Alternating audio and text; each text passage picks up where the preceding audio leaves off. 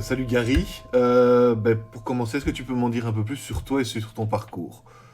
Ok, avec plaisir. Alors, écoute, je m'appelle Gary. Je suis En fait, à l'origine, je viens de la publicité. Moi, je faisais de la direction artistique pour des campagnes publicitaires, pour des sites web.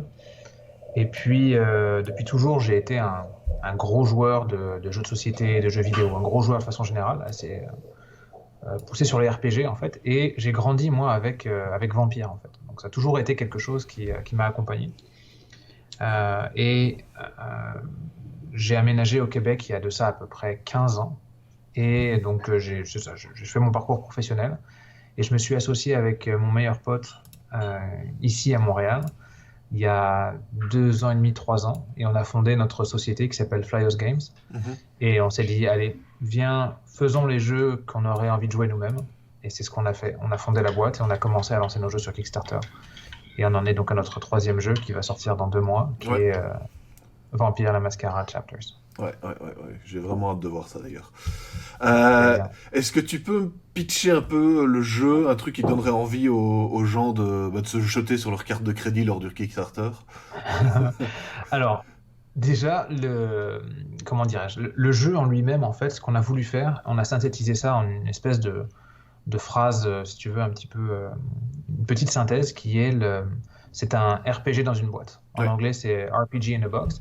En fait, l'idée, c'était de pouvoir prendre un jeu de rôle traditionnel, que ce soit, tu sais, un jeu style papier avec un livre et des feuilles, des dés, tout ça, ou bien même le type de jeu de rôle qu'on peut retrouver en jeu vidéo. Donc, que ce soit un Fallout, un Skyrim ou quelque chose comme ça, en fait. Ou même Bloodlines, hein, qui est un RPG américain, comme on Ouais. appelle.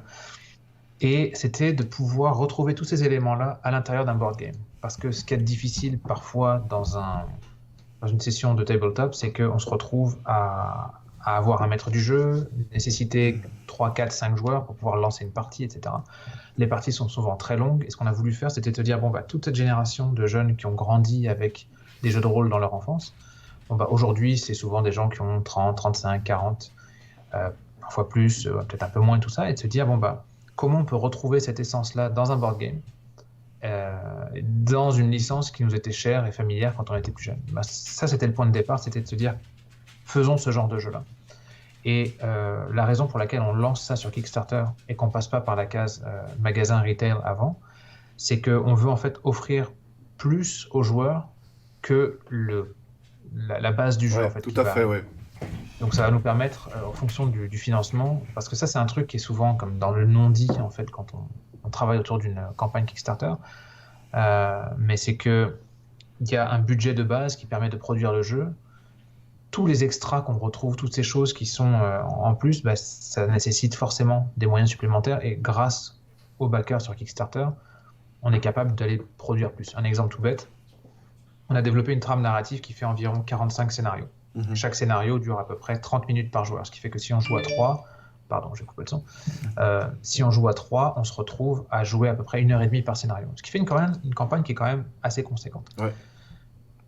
Mais le truc, c'est que si on veut sortir un jeu, mettons qu'on ait un nombre de backers qui atteignent juste son montant minimal, on peut pas en faire plus en fait. Parce que chaque scénario, ce sont des nouvelles illustrations, c'est du texte à écrire. Ouais. Je pense qu'on a 8 auteurs, donc chaque scénario nécessite du temps, de la réflexion, d'être encadré. Donc et tout ça nécessite du travail, de l'argent. Donc. Et on a développé un système qui fait qu'on va pouvoir créer plein de quêtes annexes à la campagne principale Ouais. ce qui, si les stretch goals en fait sont atteints. Ouais. Donc, dans la raison pour laquelle on incite les joueurs à venir backer le jeu sur Kickstarter et pas attendre forcément le retail, c'est de pouvoir bénéficier de tout ça qui ne sera pas forcément disponible lui, en retail. On a beaucoup de Kickstarter exclusifs. Ouais. Notamment, on a une collaboration avec Bloodlines 2, le jeu Bloodlines Ouais. 2.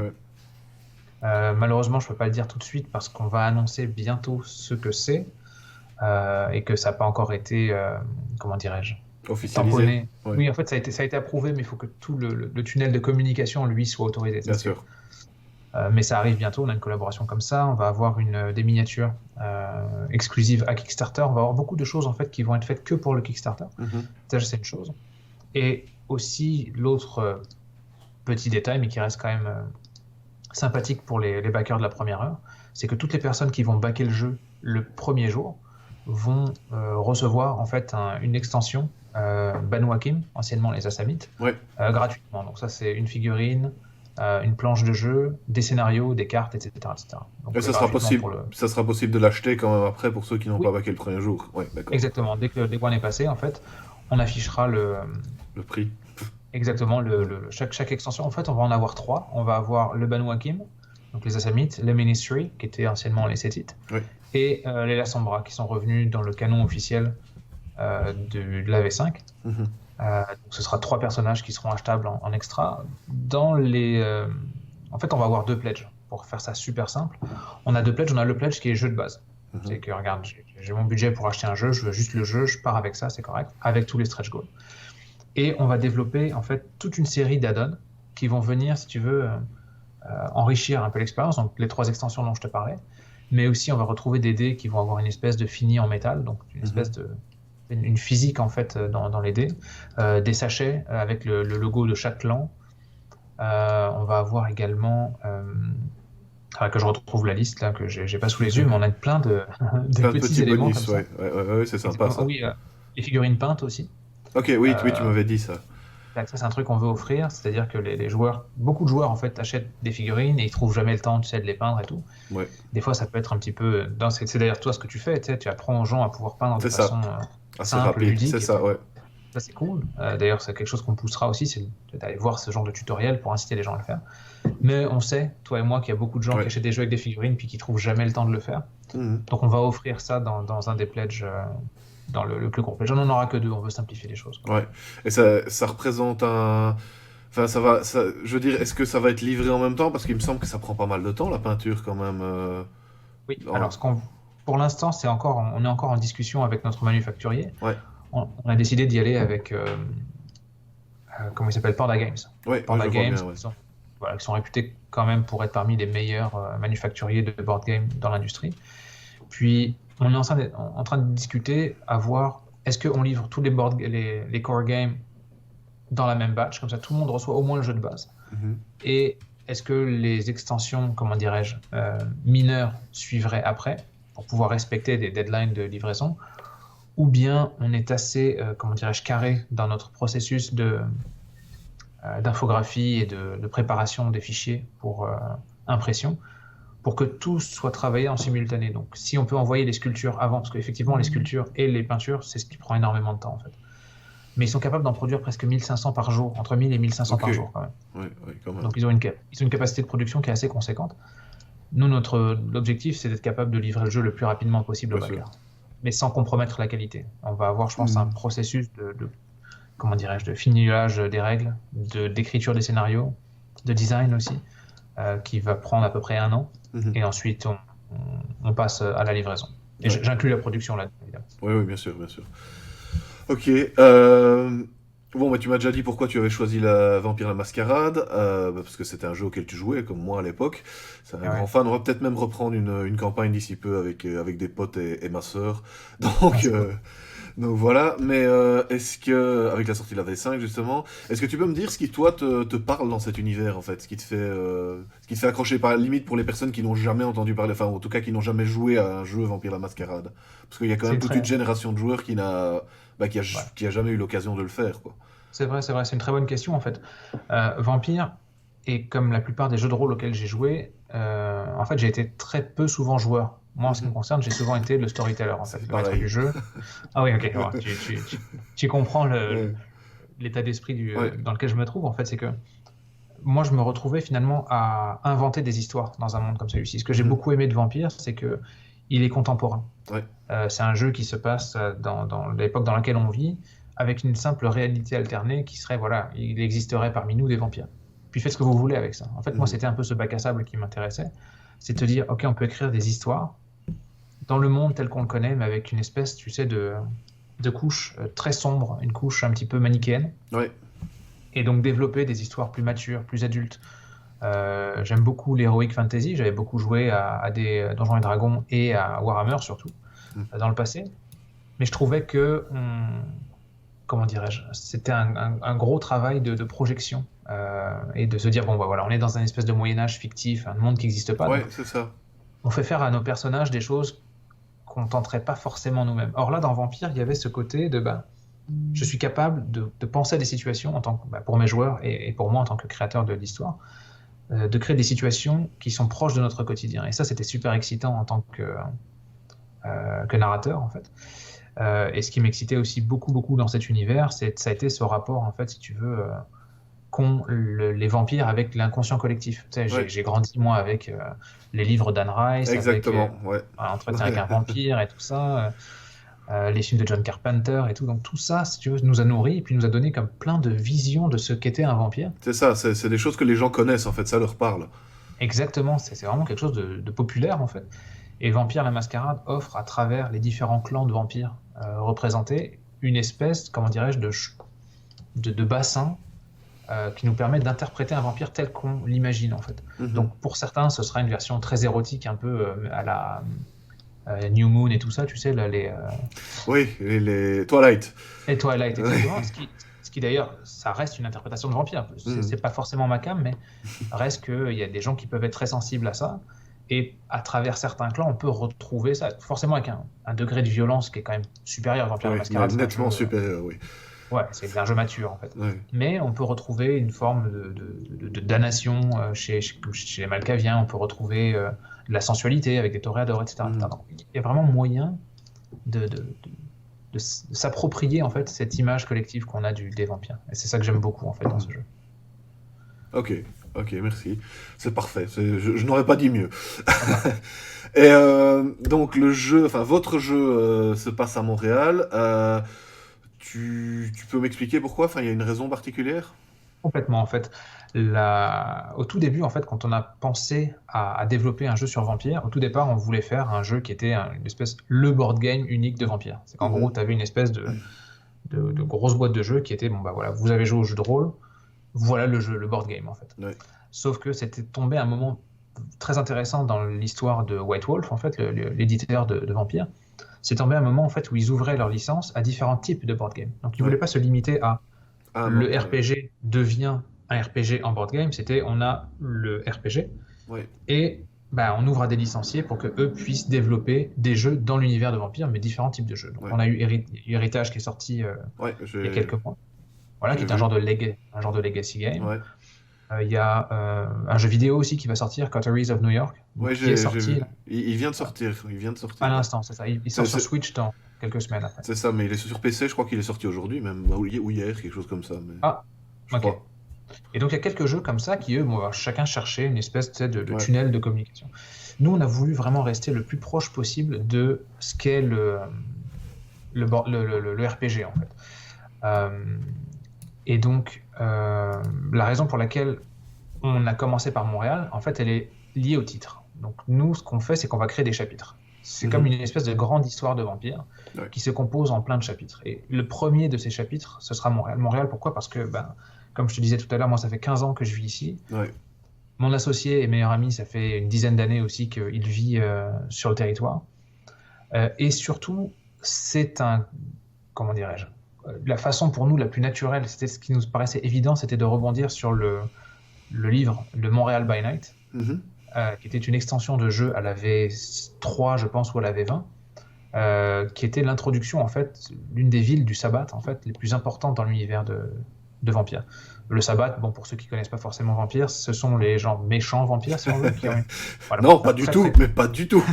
Ils sont très très doux. Oui. C'est les psychopathes du jeu, oui. Ah oui, voilà, c'est vraiment l'ennemi à abattre. C'était les plus gros, comment dirais-je, antagonistes, en fait. C'est ça.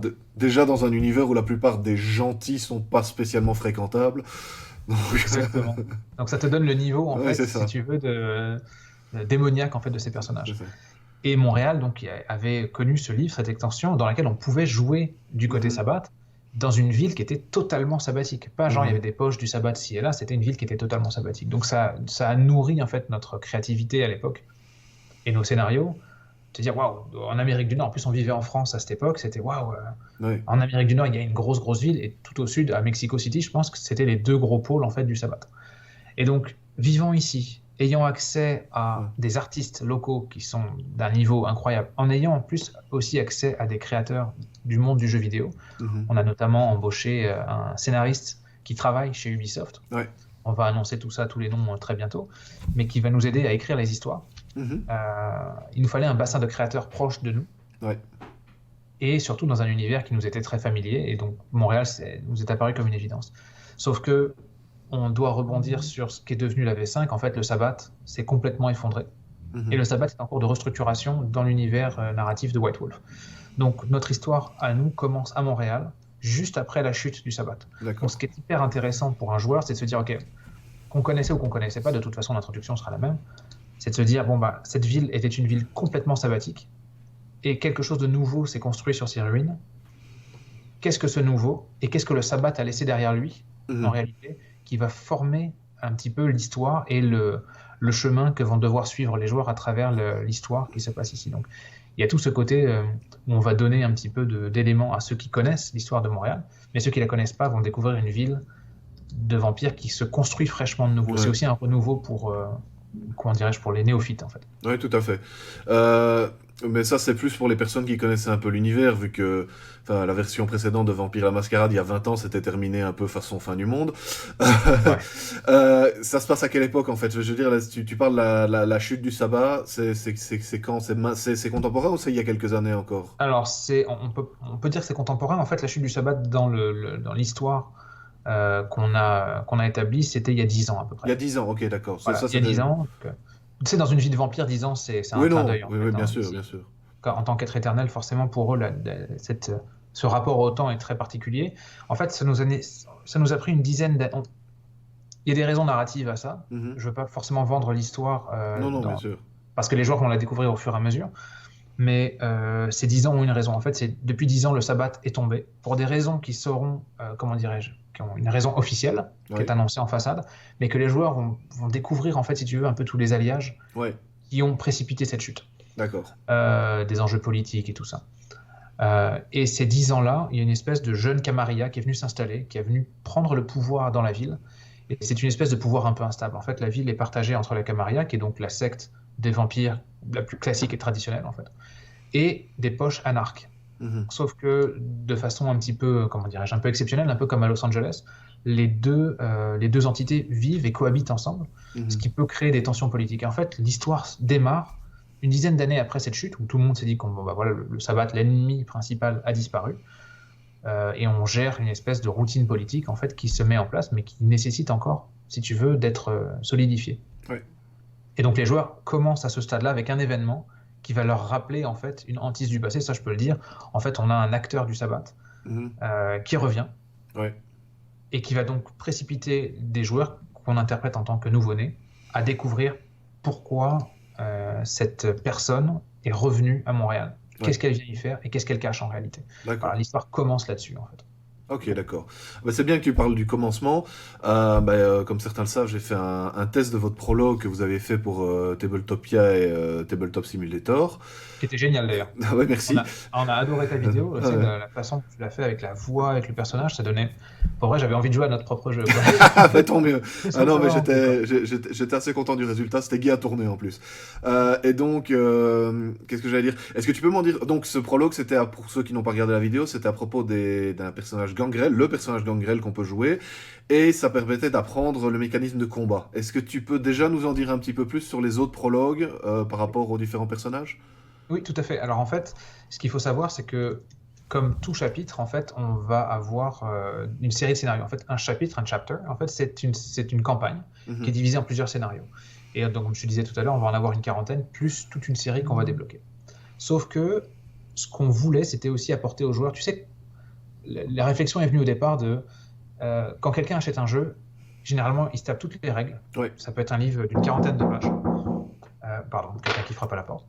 Ça peut être un livre d'une quarantaine de pages. Il va amener une série de potes ou de familles, etc., pour jouer en fait à ce jeu. Sauf qu'il va devoir expliquer aux joueurs, ok, bon bah le combat ça se passe comme ça, ceci ça se passe comme ça, et ça devient hyper indigeste. Surtout seul devoir dicter, comment dirais-je, canaliser toutes ces règles-là, ça part dans tous les sens. Et souvent la conclusion c'est, bon bah tu sais quoi, laisse tomber, on joue. On joue. Toi comme moi, voilà, c'est normal, c'est la vie. C'est ça. Toi comme moi, comment dirais-je, jouons et puis on apprendra sur le tas. C'est ça, ouais. C'est souvent le résultat. Donc on s'était dit, essayons d'éviter ça au maximum. Oui, et faisons justement de canaliser le processus, en fait, au final. C'est ça, exactement je en trouve faisant très bien. des prologues qui sont en fait des histoires qui vont nous servir à trois choses. Un, ça va nous expliquer, ça va nous donner de l'histoire en fait. Mhm. Qui est ce personnage, pourquoi on le joue, c'est que quelle est sa personnalité, parce qu'en bout de ligne, on interprète des personnages comme dans tout role-playing game, comme dans tout jeu de rôle. On a un personnage, donc connaître son histoire, c'était très intéressant. En deux, c'était pouvoir apprendre un type de mécanisme. Tu parlais de la gangrel. La gangrel, effectivement, ça nous apprend le mécanisme de combat. Et ça va nous apprendre aussi parfois à savoir qu'est-ce qui a amené ce personnage-là à se connecter à la trame principale. Mhm. Dans son cas, elle, c'est comment elle est devenue vampire, parce que tu sais, l'embrace, comment on appelle ça en fait, la naissance d'un vampire, en fait, si on veut, c'est le processus qu'on fait tous en démarrant une campagne en fait, de jeu de rôle. C'est OK, on joue la naissance de notre vampire. On était humain, on devient. Bon, certains personnages vont vivre ça, ça fait partie de l'héritage des vampires. Et donc pour les autres prologues, ce qu'on voulait, c'était chacun ait son petit morceau. Donc le Ventru, par exemple, qui est le prochain prologue qu'on vient de finir d'écrire en français et en anglais, et qui est en cours de révision. Il va passer, on va bientôt le diffuser sur Tabletopia. C'est bien, ou sur TTS. C'était ma prochaine question. Ouais. C'est très bien. C'est ça, ce serait le prochain en fait qu'on va donner aux reviewers. Je pense pas qu'il va être public celui-ci parce qu'il y a 2-3 détails, mais il sera disponible pour toi et pour les reviewers. Ouais. Lui en fait va servir aux joueurs à apprendre tout le système de dialogue. D'accord. Dans Chapters, on a un énorme volet où on a des interactions de dialogue avec des personnages. Donc mettons qu'on rencontre une situation. En fait, je vais te donner l'exemple du prologue Ventru. On joue ce jeune Ventru qui veut remonter, si tu veux, dans la hiérarchie vampirique de la ville de Montréal. C'est une zone politique fraîche pour lui et tout ça. Sauf que ce soir-là, il reçoit 2 membres de la communauté des vampires. Il reçoit un Malkavien et un Broodja, qui est le Broodja jouable dans le jeu. Mm-hmm. Il les reçoit, ces 2 personnes, dans son bureau pour régler un problème de territoire. En gros, le Malkavien poursuivait une proie qui était en train de se nourrir, sur laquelle il s'est nourri, sur le territoire anarque Broodja. Mm-hmm. Ce qui crée une espèce de conflit, si tu veux, qui est pas grand-chose au départ, mais qui va nous donner un contexte énorme sur la relation qu'a la Camarilla avec les anarques. Ouais. Et donc, son rôle, ça va être de calmer la situation, parce qu'ils veulent à tout prix éviter une guerre, la hiérarchie veut éviter une guerre, et nous, en tant que joueurs, on se dit, ce serait quand même bien de pouvoir tirer un profit personnel de ça. Évidemment. Ce qui induit le fait que, dans le jeu, on va avoir ce qu'on appelle des boons, des faveurs, qui vont être donnés sous forme de petits jetons. Et ces tokens, en fait, sont des éléments comme une espèce de monnaie d'échange dans le jeu, qui va nous permettre, à des moments précis, de pouvoir dépenser un boon contre contre une faveur d'un autre vampire. Exemple tout bête, on veut se rendre à une soirée privée, mettons un Elysium, et on ne peut pas rentrer par la porte principale, on n'a pas reçu d'invitation. Il s'avère que le garde devant aurait, c'est un exemple, donc évidemment c'est encore à définir, mais aurait la possibilité dans un dialogue de te laisser rentrer si tu as une faveur du clan Malkavien, par exemple. Ouais. Tu peux échanger cette faveur contre le fait de rentrer dans la soirée plutôt que de trouver un stratagème autre pour rentrer. Ce qui offre d'un côté des passe-droits, en fait, des bonus, et aussi une alternative de roleplay. On essaie d'être le plus proche possible d'un RPG, donc la possibilité de faire un peu ce qu'on veut. Et voilà, donc le dialogue, si tu veux, peut partir dans différentes axes. En ce qui concerne le Ventru, c'est un prologue qui dure à peu près 10-15 minutes, ce qui est à peu près le cas pour chacun. Et on invite vraiment les joueurs à tous les jouer, ce qui va leur donner une espèce de... comment dirais-je déjà, une espèce de saveur de comment se jouent les personnages, comment les règles du jeu se jouent, et surtout, est-ce que j'ai envie de jouer ce personnage ? Est-ce que, par exemple, j'ai envie de faire un personnage qui va avoir un build de combat ? Parce que à la base, on se dit, il y a beaucoup de joueurs qui ont joué à Vampire et qui vont se dire, ah non, moi les gangrels, je veux pas y jouer, je veux absolument jouer à un Toréador. Mais peut-être qu'en essayant le prologue Malkavien, on va trouver qu'il y a une subtilité, il y a une histoire derrière ce personnage qui nous séduit plus. Et c'est un jeu, on part avec une feuille de personnage qui est déjà préétablie au départ, mais tous les points d'expérience qu'on va gagner vont nous permettre de monter notre personnage, mais surtout de placer les points exactement là où on veut. Donc, si on prend l'exemple du Ventru, c'est un personnage qui va avoir beaucoup de points en départ en social et en persuasion et tout ça. Mais si on veut en faire un combattant dans l'évolution du jeu, c'est tout à fait libre de pouvoir placer nos points d'expérience en combat, ce qui serait un peu étrange, mais on a le droit de le faire. C'est un jeu de rôle. Voilà, c'est un peu l'idée. Donc oui, les prologues servent Ouais, c'est à la intéressant fois. cette liberté, je trouve. Ah, c'était Pour un jeu de plateau, quoi. Enfin, ouais, exact. Ouais, pour nous, c'était super important en ouais, fait. ouais. C'est-à-dire, voilà, on vous donne un personnage qui est préconçu pour démarrer. Voilà, vous avez des forces à ces endroits-là, mais si vous voulez vous l'approprier et faire ce que vous voulez, vous pouvez. D'ailleurs, à ce titre, les points d'expérience sont attribuables aux joueurs et non Mhm. pas aux personnages. Mhm. Ce qui fait qu'il y a des moments dans la campagne où vous allez pouvoir ou devoir changer de personnage. Mhm. Et donc, quand vous rangez un de vos personnages et que vous passez à un autre, vos points d'expérience vous sont appropriés et vous redistribuez vos points d'expérience sur le prochain personnage que vous allez choisir. Donc, j'en dis pas plus sur ce mécanisme-là parce que, comment dirais-je, c'est des aspects qui touchent très très fortement à l'histoire. Ouais. Mais voilà, on va avoir cette possibilité à des moments du jeu de pouvoir changer de personnage. Donc, on n'est pas coincé avec un Ventru tout au long de la campagne. Si on a envie de changer, on peut le faire. Et nos points d'expérience sont à nous. On les redistribue comme on veut. D'accord. D'ailleurs, un personnage qui est. On a introduit donc aussi les caïtifs à l'intérieur, qui sont anciennement les parias. Ouais. Ce sont des espèces de pages blanches, en fait. Eux, ils n'ont pas de preset. Donc, en gros, leur feuille est vierge. Et on remplit les points comme on veut dès le départ. D'accord.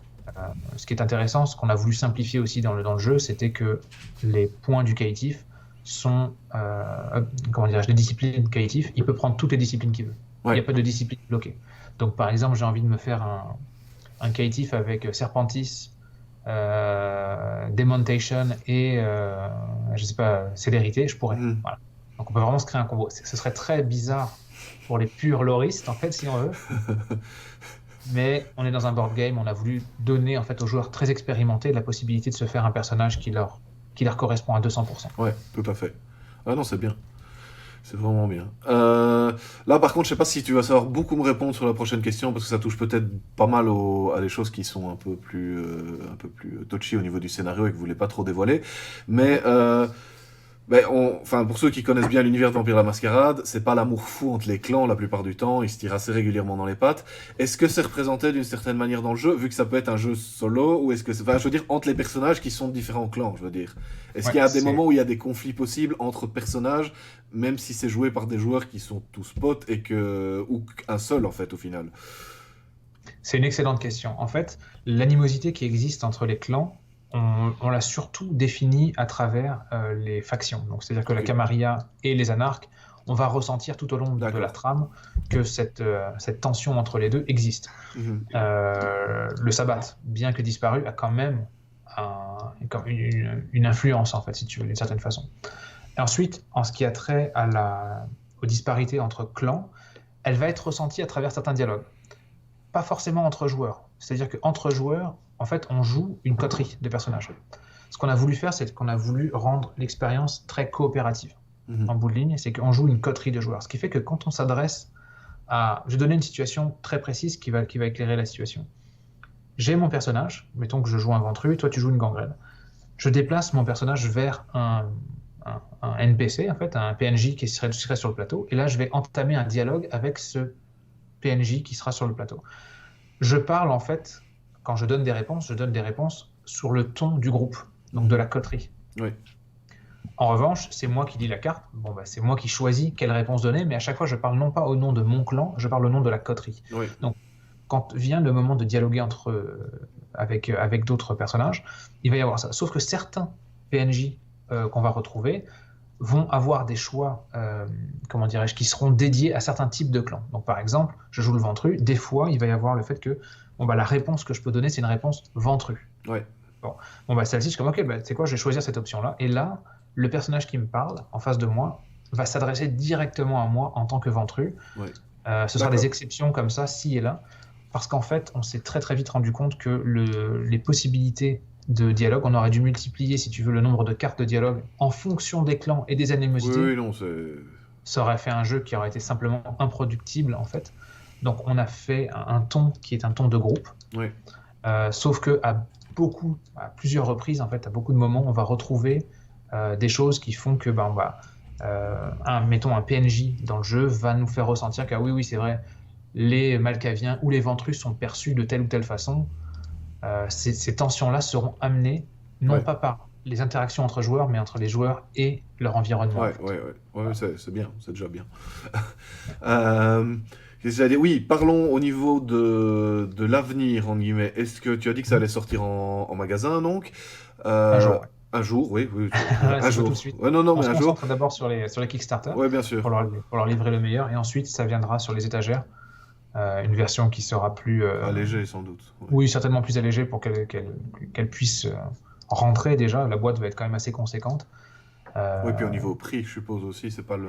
Enfin, C'est-à-dire que les gens sur Kickstarter vont bénéficier ouais, du prix le plus bas possible, parce que comme on n'a pas d'intermédiaire sur forcément. Kickstarter, ce sont les créateurs et l'éditeur. Donc, Mhm. pour nous, c'est la même personne, donc c'est correct, c'est mon ami et moi, Thomas et moi, on est éditeur et créateur. Donc, on va donner le maximum de budget pour offrir un maximum de qualité. Mais en retail, un jeu qui coûte $150, c'est juste pas pensable en fait, ça se Mhm. vend pas. Oui, oui, bien Donc, sûr. on va voir. D'ailleurs, on n'est pas. À part chez Game Workshop. Oui, voilà, c'est ça. C'est exactement ça en Ouais. fait. Donc, Ouais, non, mais c'est vrai. Non, mais clairement. on reste quand même un board game. Après, il faut qu'on trouve notre marché par la suite. En fait, si tu veux, on se concentre d'abord sur faire. On se dit, la première chose qu'on s'est dit, ok, c'est on fait le meilleur jeu auquel on aurait voulu jouer nous-mêmes. Mhm. On se Ouais, pose aucune limite en fait. Là, c'est sûr qu'on se donne des limites qui sont un peu des limites techniques. Tu sais, au ouais. départ, il devait y avoir chaque scénario scellé dans une enveloppe. Tu sortais chaque scénario et tout. On a fait faire une évaluation du prix de ça. On a saigné des yeux quand on a reçu Mhm. le. Voilà, donc on s'est dit, bon, c'est sûr que ça aurait été génial. Tu sais. On va avoir des enveloppes scellées d'ailleurs. À plusieurs endroits de la campagne, il va y avoir des enveloppes qui vont contenir soit des tuiles de jeu, donc des lieux Mhm. que vous ne pourrez pas voir si vous n'avez pas ouvert cette enveloppe, Ouais. des actions, des dialogues, des items aussi cachés. Il va y en avoir peut-être une dizaine à travers la campagne. Donc, en fonction de vos actions, vous allez débloquer des choses qui sont comme cachées, etc. Mais bref, on a réduit conséquemment ça, puis on fait confiance aux joueurs pour, si tu veux, pour pas ouvrir le livre des histoires et tout lire. Dire, ok, bon voilà, je me suis spoilé, tu sais, c'est comme un roman. Ouais. Tu joues le jeu en fait, tu lis page Mhm. après page. Bon, bah, c'est le même principe en fait. Ouais, c'est ça. Donc le retail, oui, mais plus tard. Mais plus tard, D'abord, d'accord. le jeu qu'on voulait faire pour les membres Kickstarter, qu'ils aient la même expérience que nous, et ensuite, une fois que ça a eu son temps, là on se concentrera sur faire un jeu retail qui sera plus adapté au marché global en fait. Ouais, d'accord. Et je me doute que là, vous êtes vraiment focus sur le Kickstarter et sur le jeu qui se passe maintenant, mais je suppose que ça vous arrive de rêver. Est-ce que ça a été envisagé, mais je sais pas si c'est possible au niveau licence, des jeux dans d'autres univers du monde des ténèbres? Alors, c'est encore une fois une très très bonne question. Je peux pas te le montrer maintenant. Vraiment, j'aurais adoré ça, mais tu vas l'avoir bientôt. Je te le montrerai caché, sans que ce soit officiel et tout. Ok, ça va. On a ça va être annoncé de toute façon. Je ne veux juste pas te le montrer, mais on a un garou qui va faire une apparition dans notre campagne. D'accord. Donc, il va avoir une miniature. La miniature est en cours de sculpture et l'illustration a été faite par Marc Simonetti. Et donc, on a un garou qui va intervenir à un moment de la campagne. Ouais. Et qui va d'ailleurs, comment dirais-je, qui est une espèce, si tu veux, de croisement pour dire, regardez, ces mondes-là coexistent. Ouais. On l'a pas fait avec les autres, on l'a pas fait avec Mage. Mhm. D'ailleurs, c'est pas exclu, parce que là, on n'a pas fini l'écriture, hein. On a écrit, si tu veux, la trame globale, avec l'ensemble des embranchements possibles, parce que ce qui n'a pas été dit, c'est que chaque scénario peut amener à un autre scénario, Mhm. mais pas forcément d'une façon linéaire. Certains scénarios, on les jouera juste pas, en fait, Ouais. parce qu'on a choisi un style de jeu qui définit notre histoire, en fait. Mais on a écrit cette trame principale, chaque scénario en tant que tel, je pense qu'on en a écrit 5 pour l'instant, histoire de voir est-ce que tout fonctionnait bien ensemble, est-ce que ce dynamisme-là était cohérent. Le reste viendra après la campagne, évidemment, parce que c'est excessivement cher de développer ces scénarios. Mais pour répondre donc à ta question précisément, on a déjà les garous, on a peut-être des mages, peut-être les momies, je pense pas, c'est en cours de campagne Kickstarter justement. Mais c'est pas exclu qu'à travers un dialogue, qu'à travers une scène, on entende parler d'eux. Ouais, d'accord. Officiellement, nous on croise avec les garous juste un personnage hein, seulement. Mais dans le cadre que tu me posais la question, le fait de rêver, à titre personnel, et ça engage que moi, donc ça engage pas l'édition, moi je rêverais de faire un jeu de plateau dans le même esprit que Chapters, mais pour le monde des garous, en fait. Oui, serait- je rêverais que tu le fasses, oui. Ce serait excellent. Regarde, Ouais, ouais. j'imagine à peine, tu sais, les miniatures pourraient être folles. Ouais, ouais, Puis ouais. c'est un univers qui est d'une bestialité, d'une violence. Moi, j'ai beaucoup joué aussi, enfin beaucoup, un peu moins qu'à Vampire, mais j'ai quand même beaucoup Mhm. joué à Werewolf. C'est fou, Ouais, ouais. c'est fou. C'est un univers qui est comment dirais-je, quasiment d'une virilité extrême, quoi. C'est Mhm. très très puissant comme jeu. Et ouais, ça peut être excessivement intéressant de le faire en board game, quoi. Ouais, ouais. Mais Chapters, en fait, est notre vampire et c'est notre tunnel d'acceptation. Bien En fait. sûr, C'est-à-dire oui, tout à fait. on va livrer ça aux joueurs, les joueurs vont nous dire, bah, écoute, ça c'était bien, on est en train de le faire d'ailleurs pour notre second jeu, pour Until Daylight. On a reçu beaucoup de commentaires des joueurs, certains qui sont excessivement positifs, d'autres dans lesquels il y a des petits bémols, des nuances à venir changer, et tous ces changements-là, on les prend en considération, et plus que ça, on est en train d'éditer la version 2 des règles pour offrir, en fait, si tu veux, une version améliorée d'Until Daylight, et on attend autant, sinon plus, pour Vampire, de pouvoir améliorer basé sur le commentaire des joueurs. Donc Kickstarter va nous servir aussi à ça, de créer un jeu meilleur encore. Et une fois que ce modèle de jeu, ce modèle narratif de jeu sera éculé, là on pourra débloquer sur d'autres licences et faire d'autres chapitres aussi pour Vampire. Oui, c'est ça. Le but, c'est pas... Enfin, je veux dire, dans le meilleur des mondes, c'est pas un one-shot qui s'arrête là, et c'est vraiment de vouloir aller... Enfin, chapters, quoi, donc forcément. Exact. Donc on commence avec Vampire, on fera d'autres trucs Vampire, puis ce modèle-là, en fait, si tu veux, c'est qu'on a essayé de créer un système qui peut se répliquer à d'autres licences, à d'autres marques. On travaille aussi de façon beaucoup plus, comment dirais-je, lancinante, comme de la façon du rêve dont tu me parlais tout à l'heure, pour l'instant, parce que tout le temps qu'on a, c'est pour Vampire, mais sur une licence qui nous est propre. Donc on est en train de créer, si tu veux, une histoire qui servira peut-être d'habitat pour ce genre de jeu aussi. En fait, on veut créer un modèle de jeu qu'on veut pouvoir répliquer, mais il est dédié à Vampire et à World of Darkness pour l'instant. C'est ça qui est notre point de concentration. Ah d'accord, ok. Et au niveau pratico-pratique, je sais pas si tu pourras de nouveau non plus me répondre, mais est-ce que tu as déjà une idée des prix que ça sera pour la campagne Kickstarter, grosso modo? Oui, je peux te donner une ordre d'idée. On a reçu en fait on est à peu près à la troisième ou quatrième phase de prix. À la base, au tout départ, on voulait faire le jeu ultime, comme je te disais. C'est le jeu avec tous enfin le truc de dingue en fait. Moi je suis dans l'équipe. Thomas, c'est le côté un peu plus rationnel en fait. Thomas est plus dans les opérations. On fait toute la création de gameplay ensemble, mais chacun avons des rôles séparés dans la compagnie pour que les choses puissent avancer. Et Thomas est plus dans le côté gestion de la compagnie, faire rouler les opérations, s'occuper de la facturation, gérer le manufacturier, tout ça. Et moi, je m'occupe plus du volet de la création, en fait. Donc, tout ce qui va être narration, illustration, visuel, expérience utilisateur, si on veut. Et donc, on a fait notre premier quote avec la version idéale que moi, j'avais dans ma tête. C'est avec tous les trucs parfaits. Il m'a dit, vas-y, fais-le, tu verras, ce sera pas possible. Et il avait raison, c'était effectivement complètement hallucinant les prix qu'on a reçus. On a donc fait une phase 2 où on a dû c'est trouver comment mettre plus de choses à tel endroit, comment réduire les coûts ci et là. Et là, on est rendu dans une phase 3 ou 4. Donc, ce qu'on est en train de viser, c'est un jeu qui oscillerait entre 99 USD et 119 USD. C'est notre bassin. On essaye de voir en fait pour la version normale, pas la version de luxe, quoi, c'est ça? Non, pas la version de luxe. La version de luxe bien sûr. sera plus chère. Évidemment.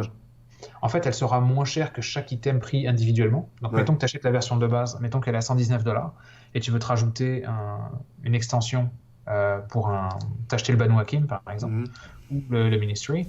Bon, je ne vais pas te dire de prix parce que je ne les ai pas encore. Si tu prends 3-4 add-ons séparés, ça te reviendra forcément moins cher. Mais si tu prends le pack exclusif, tu vas avoir beaucoup plus de stock et ça te reviendra moins cher qu'avoir pris chaque item séparément. Mais oui, le prix sera forcément plus élevé. Et d'ailleurs, faut que je vois avec toi. On n'a pas encore défini exactement chacun des packages. Je ne sais pas si tous les add-ons seront en vente séparée. Par exemple, est-ce que quelqu'un qui a acheté le core game pourrait juste prendre la peinture séparée? On n'a pas encore déterminé tous ces petits aspects, mais la campagne arrive dans 2 mois, donc tout ça sera réglé d'ici là. C'est juste qu'on est dans du chiffre. On veut surtout qu'un joueur qui batte le jeu en ait pour son argent, en fait. Oui, bien sûr. S'il met 100 ou $120 à acheter le jeu, qu'ils reçoivent quelque chose en conséquence, en termes de qualité de composantes, en termes de volume. Tu sais, je pense qu'on a fait on a fait une estimation pour 1500 cartes de dialogue et d'investigation et d'événements. Ça a l'air de rien, mais c'est colossal, en fait. C'est un chiffre qui est démentiel. En fait, on se retrouve avec un pack comme ça de cartes dans le jeu qui vont être tous les dialogues, toutes les conversations qu'on peut avoir avec tous les PNJ. Et tout ça, forcément, c'est pas seulement que du coût matériel, c'est aussi du coût créatif au préalable. Puis c'est important pour nous quand même que ce soit compris. C'est souvent sur Kickstarter, les joueurs packent des jeux parce qu'ils ont l'impression de faire comment dirais-je, d'en avoir pour leur argent quand il y a beaucoup de figurines. Ouais. Ce qui est une espèce de sentiment qui est logique, hein, qui est tout à fait compréhensible. Sauf qu'on offre moins de figurines dans notre jeu, mais on offre beaucoup plus de storytelling, beaucoup plus d'histoire et de... Ouais, mais de toute façon, enfin, moi j'ai l'impression, c'est comme ça que je l'ai ressenti, et j'ai l'impression que la plupart des personnes à qui j'en ai parlé, c'est pareil. Les figurines sont là, parce que c'est très bien, c'est toujours bien d'avoir des chouettes figurines, etc. Mais c'est un bonus, c'est pas le but du jeu, c'est un jeu qui raconte une histoire, quoi, donc Exactement. voilà. Exactement. Les figurines aident, si tu veux, à... La façon dont on le voit, c'est un peu comme dans Gloomhaven, en fait. Ouais. C'est que les figurines, il aurait pu ne pas en mettre dans son jeu. Ouais. Mais c'est une façon, si tu veux, quand tu prends ton personnage, de te l'approprier, de le voir visuellement, de voir une espèce de projection, en fait, tridimensionnelle de ton personnage. En l'occurrence, le faire avec des PNJ qu'on rencontre, certains pourraient, parce qu'ils vont avoir des rôles très importants dans l'histoire, mais c'est une façon de couper un coup. Je veux dire, c'est pas forcément utile. D'ailleurs, on est en train de réfléchir à un pack, un set de miniatures qui sera une vente additionnelle, un genre d'expansion avec des PNJ que tu vas pouvoir mettre. Il y en a qui sont vraiment fanatiques des figurines. Peut-être qu'il y a moyen de le faire comme une espèce d'add-on séparé où tu vas pouvoir utiliser, au lieu d'avoir des standees, de pouvoir utiliser des figurines. On réfléchit à ça, c'est pas encore canonisé, mais on y réfléchit sérieusement en fait. Ok, d'accord. Donc voilà, au niveau des prix, ça va être à peu près autour de ça. On essaye d'être le plus proche de la réalité et surtout notre montant de campagne au départ, on essaie d'avoir un montant qui est le plus réaliste possible. Tu sais, il y a beaucoup de campagnes Kickstarter qui font semblant de dire ouais, on a juste besoin de $5,000 pour y arriver. Non, Ouais. non. C'est ce que c'est. Non, c'est vraiment pas ça dont on a besoin pour ce genre de jeu. Après, il y a des jeux qui nécessitent très peu. Des livres, faire un livre coûte moins d'argent en général quand tu es l'auteur ou l'illustrateur.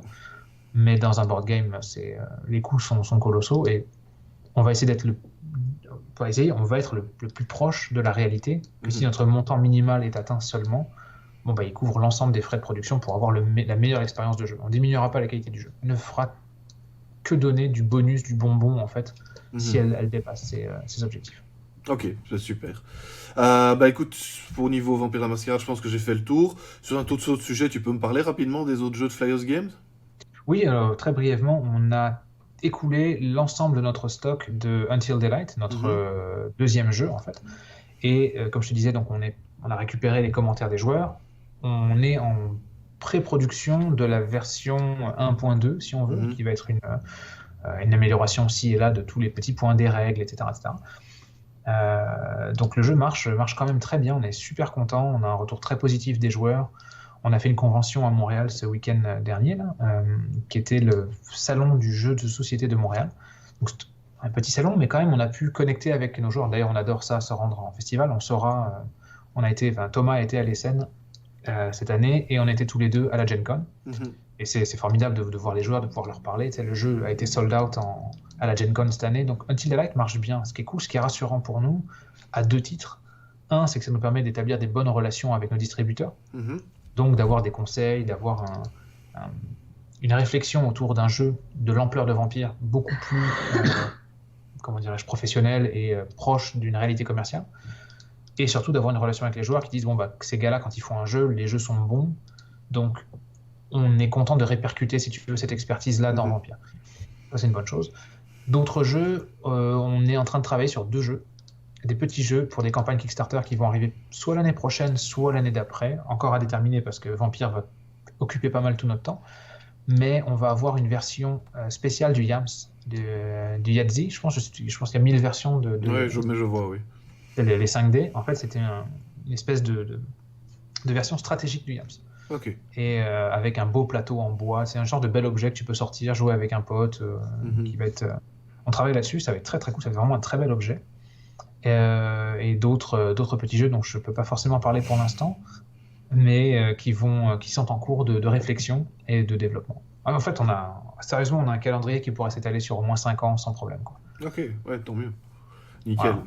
Voilà. Until Daylight, faudra que je l'essaie un jour. Il me tente bien, celui-là. C'est très simple. En fait, ça n'a pas rapport avec Vampire, pour le coup. C'est un jeu qui a une connotation plus humoristique, mais avec une espèce de tension de survie en fait. Donc jouer en groupe, ça reste très sympathique en fait comme jeu. On est très content. Ah bah ok, bah écoute, merci beaucoup pour toutes tes réponses. J'ai fait le tour de tout ce que je t'avais demandé et de toute façon, je tiendrai mes auditeurs au courant des différentes évolutions du jeu. On suivra le Kickstarter de très près quand ça sera lancé. En tout cas, moi, Super. oui. Ouais. Et voilà. Et donc, ben, je ferai d'ici peu, enfin, quand ça sera disponible, le nouveau prologue. Ok, avec grand plaisir, ça De va la même arriver manière que l'autre. Et voilà.